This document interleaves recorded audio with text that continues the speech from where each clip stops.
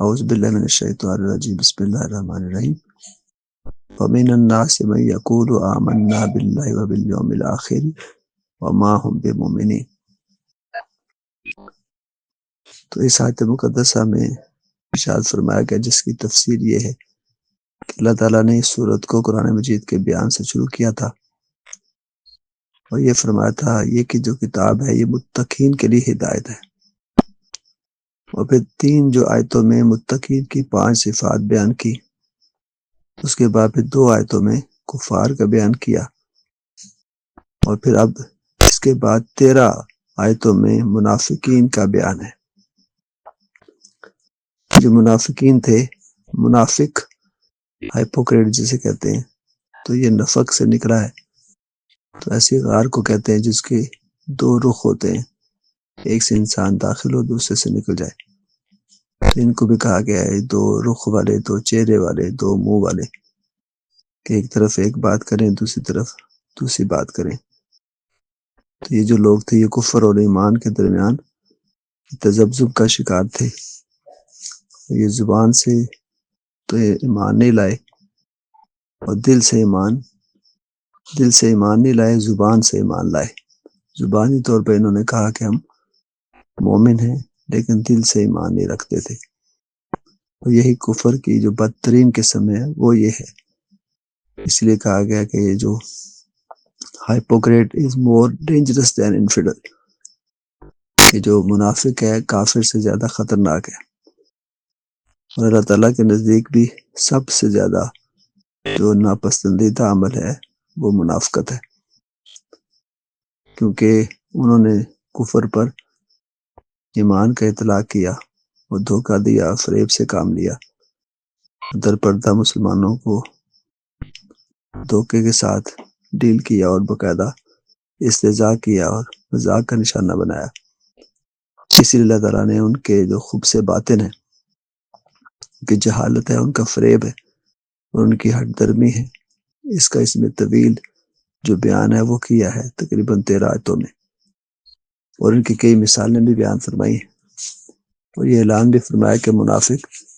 جہنم کے سب سے نچلے درجے میں ہوں گے، تو ان کی سزا کا بھی اعلان کیا ہے۔ اور یہ فرمایا یہاں سے شروع کیا ہے تو وَمِنَ النَّاسِ، تو اس میں ان جو لوگ وہ ہیں جو منافق ہیں، یعنی بعض لوگ وہ ہیں، تو منافقین کی جماعت کا ذکر کیا یہاں سے۔ یہ جو جماعت ہے یہ نزول قرآن کے زمانے میں تھی،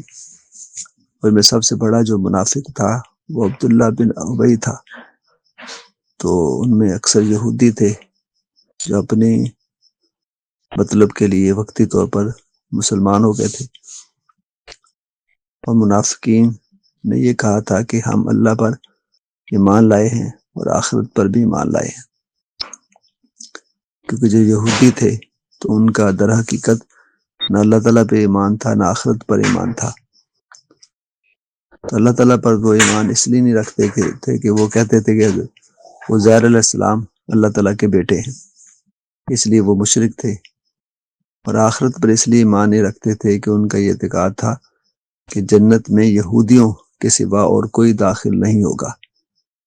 اس لیے انہوں نے دھوکہ دیا مسلمانوں کو، تو یہ کہا کہ ہم اللہ اور آخرت پر ایمان رکھتے ہیں، تاکہ مسلمان یہ سمجھے کہ وہ یہودیت سے تائب ہو گئے، خالص مسلمان ہو گئے۔ اللہ تعالیٰ ان کو رد فرما رہا ہے اور فرما رہا ہے کہ وہ مومن نہیں ہیں۔ وَمِنَ النَّاسِ مَن يَقُولُ آمَنَّا، بعض لوگ یہ بھی ہیں جو یہ کہتے ہیں کہ ہم ایمان لے آئیں اللہ پر، وَبِالْيَوْمِ الْآخِرِ، اور یوم آخرت پر، وَمَا هُمْ بِمُؤْمِنِينَ۔ تو حضور نے فرمایا کہ اللہ تعالیٰ نے فرمایا اپنے رسول سے کہ وہ مومن نہیں ہیں، یعنی انہوں نے دل سے اسلام قبول نہیں کیا، اور وہ سچے اور مخلص مسلمانوں میں داخل نہیں ہیں، کیونکہ ان کا جو عقیدہ ہے وہ یہ ہے کہ اللہ تعالیٰ چونکہ جو مسلمان ہیں اصل مسلمان، ان کا عقیدہ ہے کہ اللہ تعالیٰ ان کی خلوت سے بھی واقف ہے اور جلوت سے بھی واقف ہے، اور وہ دلوں کے بھید بھی جانتا ہے، جبکہ جو منافقین ہیں وہ بظاہر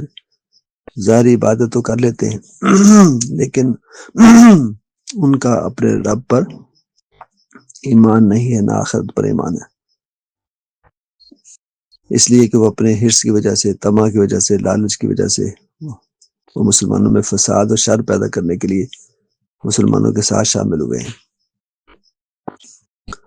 اور اس سے پہلے اللہ تعالیٰ نے ان کے فتنہ و فساد کو تفصیل سے بیان بھی فرما دیا ہے۔ لہذا اصل مسلمان وہ ہوتا ہے،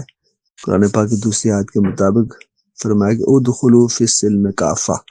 کہ اسلام میں سارے کے سارے داخل ہو جاؤ۔ تو ظاہری طور پر بھی اور باطنی طور پر بھی، دلی طور پر بھی اسلام کو قبول کرنا ضروری ہے۔ اسی سے ایمان اسی کو کہتے ہیں۔ اسی کو علامہ اقبال نے کہا تھا، خرد نے کہہ بھی دیا لا الہ تو کیا حاصل، دل و نگاہ مسلمان نہیں تو کچھ بھی نہیں۔ اسی طرح اگلی آیت میں فرمایا فی قلوبہم مرض فزادہم اللہ مرضا، کہ ان کے دلوں میں بیماری ہے تو اللہ نے ان کی بیماری کو اور بھی زیادہ کر دیا۔ تو یہاں اس کی تفسیر میں آتا ہے کہ جو مرض ہے وہ دو طرح کا ہوتا ہے، کہ جسمانی ہوتا ہے کہ نفسانی ہوتا ہے۔ تو جسمانی جو مرض ہے اصل حقیقت اور اصل وہی ہے۔ اب نفسانی جو مرض ہے اس میں مثلا حسد ہے، بغض ہے، ہر قسم کی برائی ہے، تو اس سے محبت کرنا ہے۔ تو یہ ساری جسمانی کے علاوہ نفسانی امراض میں یہ شامل ہے، یہ مجاز کے طور پر استعمال ہوتا ہے۔ اور جو منافقین کا مرض تھا وہ بھی جسمانی نہیں تھا، نفسانی تھا، کیونکہ جب حضور نبی کریم صلی اللہ علیہ وسلم مدینہ میں تشریف لائے تو جو یہودی تھے چونکہ اس سے پہلے اپنی ریاست بنانے کا سوچ رہے تھے، لہذا ان کا وہ مقصد پورا نہیں ہوا، اس غم میں ان کا دل چلتا رہتا تھا، جیلس ہوتے تھے، بغض رکھتے تھے، کینہ رکھتے تھے، حسد کرتے تھے، اور یہی جلنا اور حسد کرنا ان کا مرض تھا۔ تو اس کو نفسانی امراض کہتے ہیں۔ اور رسول اللہ صلی اللہ علیہ وسلم، اللہ پاک نے ان کو تمکنت اور عروج عطا کیا اور مدینہ پاک کی حکمرانی عطا کی، تو اس وجہ سے بھی ان کا مرض دن بدن بڑھتا جاتا تھا، یعنی حسد بڑھتا جاتا تھا، اور پھر بار بار وہی بھی نازل ہوتی تھی اور مسلمانوں کو عمل کے لیے کہا جاتا تھا تو وہ عمل کرنے کے لیے تیار نہیں تھے۔ اس وجہ سے بھی ان کا مرض بڑھنے سے یہ مراد ہے کہ وہ جو اعمال بڑھتے جاتے تھے تو ان کا مرض بھی بڑھتا جاتا تھا، یعنی ان کی جیلسی میں مزید اضافہ ہوتا چلا جاتا تھا۔ پھر آگے فرمایا وَلَهُمْ عَذَابٌ عَلِيمٌ بِمَا كَانُوا يَكْذِبُونَ، اور ان کے لیے دردناک عذاب ہے کیونکہ وہ جھوٹ بولتے تھے۔ اب منافقین کا جھوٹ کیا تھا؟ وہ یہ تھا کہ ان کے دل میں کفر تھا اور زبان سے وہ کہتے تھے آمنا، کہ ہم ایمان لے آئے، یہ کہہ کر وہ جھوٹ بولتے تھے۔ اور جو خبر واقعے کے خلاف ہو یا امر واقعہ کے خلاف کوئی بات کہنا، یہ جھوٹ کہلاتا ہے، اور جھوٹ بولنا حرام ہے، کیونکہ اللہ تعالیٰ نے اس آیت میں جھوٹ بولنے والے پر دردناک عذاب کی وعید سنائی ہے۔ یہی وجہ ایک دوسرے مقام پر ان کو لعنت کا مستحق بھی ٹھہرایا ہے، جیسے فرمایا کہ لعنت اللہ علی الکاذبین، کہ اللہ تعالیٰ جھوٹے لوگوں پر لعنت کرتا ہے۔ لعنت سے مراد ہوتی ہے اللہ کی رحمت سے دوری، جو ہماری بخشش ہوگی وہ اللہ کی رحمت سے ہوگی، اور جو جھوٹا ہوتا ہے اس پر اللہ کی رحمت نہیں ہوتی، اس لیے اس کو لعنت کہتے ہیں۔ امام مسلم نے اپنے صحیح میں حضرت حفص بن عاصم رضی اللہ تعالیٰ کی روایت نقل کی ہے کہ آقا دو جہاں صلی اللہ علیہ وسلم نے ارشاد فرمایا کسی آدمی کے لیے جھوٹا ہونے کے لیے یہی کافی ہے کہ وہ ہر سنی سنائی بات کو آگے بیان کر دے، تو یہ بھی جھوٹ کے زمرے میں آتا ہے۔ لذا ابو ہریرہ رضی اللہ تعالیٰ عنہ وہ بیان کرتے ہیں کہ حضور نبی کریم صلی اللہ علیہ وسلم نے ارشاد فرمایا کہ آخر زمانے میں ایسے دجال اور کذاب ہوں گے جو تم سے ایسی حدیثیں بیان کریں گے جو تم نے سنی نہیں ہوں گی، نہ تمہارے باپ دادا نے سنی ہوں گی، لہذا تم ان سے دور رہو اور وہ تم سے دور رہیں، کہیں تو تم کو وہ گمراہ نہ کر دے اور فتنے میں مبتلا نہ کر دے۔ اسی طرح امام احمد کی روایت مسند احمد میں حضرت ابو ہریرہ رضی اللہ تعالیٰ عنہ بیان کرتے ہیں کہ آقا دو جہاں صلی اللہ علیہ وسلم نے یہ بھی ارشاد فرمایا کہ اس وقت تک بندہ کا ایمان مکمل نہیں ہوگا جب تک وہ جھوٹ کو ترک نہ کر دے، حتیٰ کہ مذاق میں بھی جھوٹ نہ بولے اور ریاکاری بھی نہ کرے، اور خواہ اس میں وہ صادق ہو، لیکن ریاکاری بھی جھوٹ کے زمرے میں آتا ہے۔ اس لیے کہ حدیث پاک میں منافق کی 3 نشانیاں بھی بتائی گئی ہیں۔ تو جھوٹ بولتا ہے، وعدہ خلافی کرتا ہے، اور امانت میں خیانت کرتا ہے۔ تو یہاں پر ایک مرتبہ حضور نبی کریم صلی اللہ علیہ وسلم نے یہ بھی ارشاد فرمایا کہ بعض مواقع پر اللہ اس کے رسول نے جو کذب کی اجازت دی ہے، جیسے امام ترمذی ایک روایت کرتے ہیں، اور حضرت اسماء بنت یزید رضی اللہ تعالیٰ عنہ وہ بیان کرتی ہیں کہ آقا دو جہاں نے فرمایا 3 صورتوں میں کے سوا جھوٹ بولنا جائز نہیں ہے۔ ایک شخص جو اپنی بیوی کو راضی کرنے کے لیے لڑائی جھگڑا ختم کرنے کے لیے گھر میں، تو اگر وہ ختم ہوتا ہو تو جھوٹ بولا جا سکتا ہے۔ دوسرے جنگ میں جھوٹ بولنا جائز ہے تاکہ دشمن کو تعداد کا پتہ نہ چلے۔ تیسرا لوگوں میں صلح کرانے کے لیے جھوٹ بولنا بھی جائز ہے تاکہ لڑائی مار کٹائی قتل تک نوبت نہ پہنچے اور معاملہ رفع دفع ہو جائے۔ اسی طرح علامہ شامی وہ احیاء العلوم میں کے حوالے سے وہ لکھتے ہیں کہ اگر کسی نیک مقصد کو صرف جھوٹ بولنے سے حاصل کیا جا سکتا ہو اور مقصد واجب بھی ہو تو اس کے لیے جھوٹ بولنا بھی واجب ہوگا۔ مثلا کسی شخص نے دیکھا کہ ایک ظالم کسی بے گناہ مسلمان کو قتل کر رہا ہے،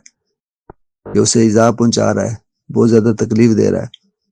اور وہ جھوٹ بول کر اس کو بچا سکتا ہے، تو اس صورت میں جھوٹ بولنا واجب ہو جائے گا۔ اسی طرح ایک دوسری مثال ہے، اگر ظالم اس سے کسی مسلمان کی امانت چھیننا چاہتا ہو تو اس کے لیے بھی جھوٹ بولنا واجب ہے تاکہ اس کی امانت وہ نہ چھینے۔ اسی طرح لڑائی میں صلح کرانے کے لیے بھی اور کسی مظلوم کی دلجوئی کے لیے بھی جھوٹ کو جائز قرار دیا گیا ہے۔ تو پتہ یہ چلا کہ مسلمان کا اپنی جان، مال اور عزت اور بچانے کے لیے جھوٹ بول سکتا ہے، لیکن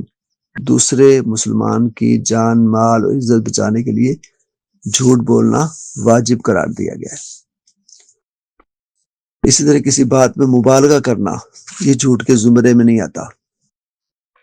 جیسے کوئی شخص یہ کہے کہ میں تمہارے پاس 1000 بار گیا ہوں، یعنی بار بار گیا ہوں، اس سے مراد یہ ہے، تو یہ جھوٹ کے زمرے میں نہیں ہوگا۔ اور اس مبالغہ کے جواز پر ایک حدیث بھی ہے، جیسے ایک مرتبہ صحیح مسلم میں ہے کہ حضور نبی کریم نے ارشاد فرمایا ابو جہم کے حوالے سے کہ ابو جہم تو اپنے کندھے سے لاٹھی اتارتا ہی نہیں ہے، اٹ مینز وہ بیوی کو بہت زیادہ مارتا ہے۔ تو اس طرح یہ جو چیز ہے یہ جھوٹ کے زمرے میں نہیں آتی، مبالغہ۔ اور آخر میں علامہ شامی اس حوالے سے لکھتے ہیں کہ رد البہتار میں کہ غرض صحیح کے لیے یہ چیز جائز ہوتی ہے، اس کو توریہ بھی کہتے ہیں اور تعریض بھی کہتے ہیں۔ تو یہ جھوٹ کے زمرے میں نہیں آتا۔ جیسے مزاح ہے، تو حقیقت جہاں مزاح بھی فرمایا کرتے تھے، تو یہ جھوٹ نہیں ہوتا، اس کو توریہ تعریض کہتے ہیں، کہ کسی چیز کو بیان کرنا لیکن کسی کی تشبیہ دینا کسی کے ساتھ۔ مثال کے طور پر آقا دو جہاں نے ایک مرتبہ فرمایا تھا ایک بڑھیا کو کہ جنت میں کوئی بڑھیا نہیں جائے گی، یعنی اس سے مراد حضور نبی کریم کی یہ تھی کہ وہاں سارے جا کے جوان ہو جائیں گے اور کوئی بھی بوڑھا نہیں ہوگا، سارے جوان ہو کر جائیں گے۔ تو اسی طرح ایک موقع پر فرمایا کہ ہم تم کو اونٹ کے بچے پر سوار کریں گے، تو اٹ مینز پھر بعد میں ارشاد فرمایا کہ ہر اونٹ کسی اونٹ کا بچہ ہوتا ہے۔ اس کو تعریض یا توریہ کہتے ہیں، تاکہ اس حوالے سے بات کرنا تو یہ جھوٹ کے زمرے میں نہیں آتا۔ تو اس طرح آج کی تفسیر ہماری مکمل ہوئی 3 آیات کی، باقی انشاءاللہ تعالی نیکسٹ کریں گے۔ ہمیں اللہ تعالیٰ قرآن پاک کو سمجھ کر اس کو عمل پر عمل کرنے کی توفیق عطا فرمائے۔